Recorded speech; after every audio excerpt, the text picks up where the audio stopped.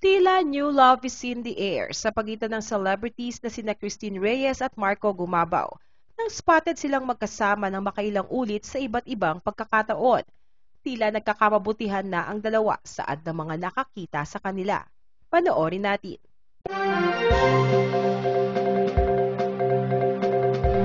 Spotted na magkasama kamakailan lang sa Siargao at sweet na sweet umano ang mga artistang sina Christine Reyes at Marco Gumabaw.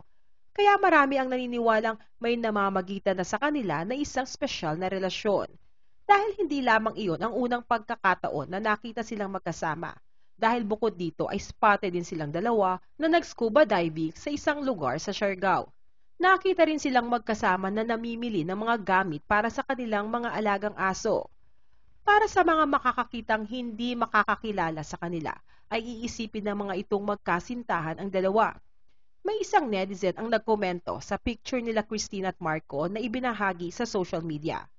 Anang netizen, "Speaking of Marco, sila pala ni Christine Reyes, no?" Kalakip nito ang screenshot ng isang picture ni na Marco at Christine na sinasabing mula sa video na kinunan pa noong January. Samantala, sa vlog naman ni OG Diaz sa YouTube na OG Diaz Showbiz Update na in-upload nitong March 8, 2023, ay ibinahagi ni OG na siya mismo ay tinanong niya si Marco sa real status ng napapabalitang relasyon nila ngayon ni Christine Reyes. Ani OG, ang sagot daw ni Marco sa kanya ay itanong mo na lang kay Christine. Samantala, sa isang panayam kay Marco na naganap during press con ng pelikulang Baby Boy, Baby Girl, kung saan kasama niya si Kylie Versosa, ay ibinahagi niyang matagal na silang magkakilala ni Christine at nakasama niya ito sa teleseryeng Tubig at Langis noong 2016.